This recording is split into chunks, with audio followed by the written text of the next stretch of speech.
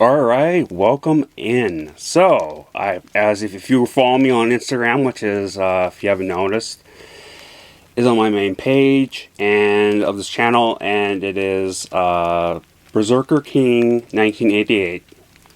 So follow me on there. And on my story, I said I was going to do this. It was a little more of a heads up, and normally I don't do that, but yeah. So this is a new James Bond film. It is called No Time to Die. It is Daniel Craig's fifth and final installment in the James Bond franchise. It was released October 8th this year in theaters, and it still is in theaters, but released on streaming November 9th. And runtime is 2 hours and 43 minutes. It's pretty much almost about 3 hours, and the director is Kerry Toldy Funkengag. Yeah. And here's the cast.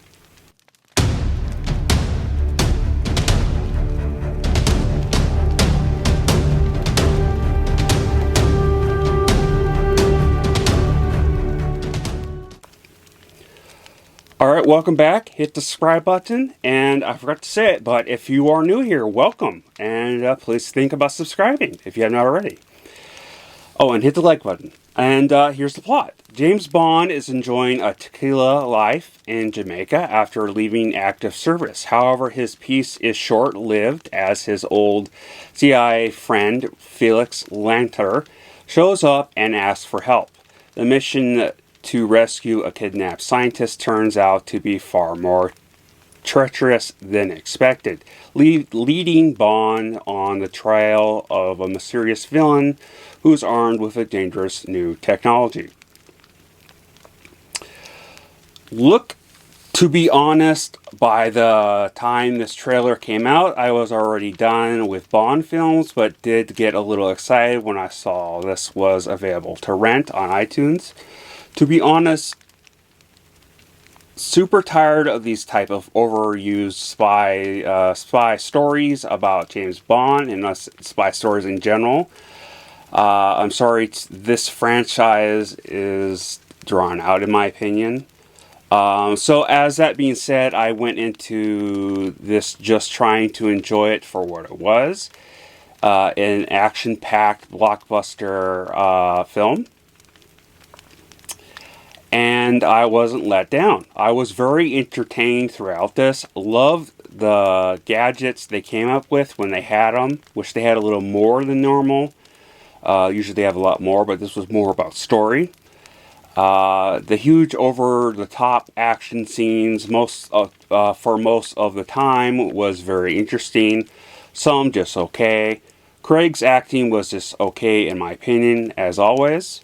Now, I will say I was surprised they went the route that Hollywood films have been going the past couple years with throwing in some comedy and some comic relief. But honestly, it wasn't that much in the beginning, but it did it eventually did turn toned down quite a bit. So it was like barely in there, but it was in there, and honestly, I didn't care for it. Of course, a very vibrant sets and very beautiful looking films. Film. Most of this was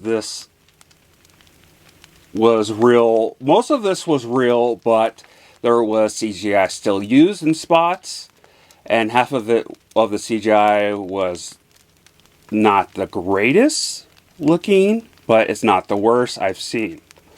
The story was strong, but some stuff didn't make sense to me, but I really liked the story, even though it has an all overused James Bond tropes put into it.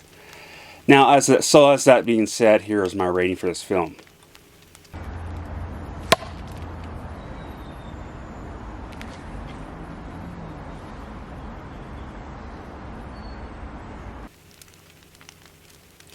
Alright, welcome back. So, here's my final thoughts for the movie. I was going to give this a 4 out of 5, but the ending was so beautiful in my opinion. The best ending to a Bond film, so it earned 5 out of 5. I went into this not expecting to like this film, but I came out really finding myself pleased with how Craig's Bond story ended, even though how I feel about this franchise as a whole. Now, let me know in the comments below if you've seen this film, or you're going to see if you have not seen it. But if you have seen it, let me know what your thoughts are in the comments. I noticed briefly, I've checked in on iTunes only of what this has been rated. People, for far as I could tell, it was like 4 out of 5. That is definitely a range that is acceptable for my opinion. But I'm very curious about what other people's opinions are, as always. So again, let me know in the comments below what you thought. Are you interested in this? Do you agree with me that James Bond films are so overused? I think there's like 26 or 25 now, including this. I would have to recheck. But yeah, it's an overused franchise. It's this Hollywood. It's like one of the poster childs for, or even the main poster child for for Hollywood the past 20 years of just riding along, overusing stuff. With sequels, with reboots, reimaginings, all that stuff. So, but yeah, I really did, by the end, especially with the ending, found myself really, really liking this film. And I'm kind of sad that it's over. Surprisingly, to be honest, with Craig's character. It makes me wonder what they're going to do with as a next James Bond film, because how it ended. Maybe I'm lucky and they're just killing it off or something. They're doing spin-offs or something. Maybe there's going to be like a James Bond 008 or 4 or something like that. Something like that. But even then, if they don't do anything, that'd be great. But it's Hollywood, so they're probably going to find some sort of loophole to do it. So, but it's definitely not, it didn't turn out like where, I will say, and this is not necessarily a spoiler, well it is, but it's not like a big deal. The new James Bond is not a black female. I want to make that very clear at the end of this review. They didn't end it like that, how everyone made it sound. If you watch the movie, you know what actually was going on with that.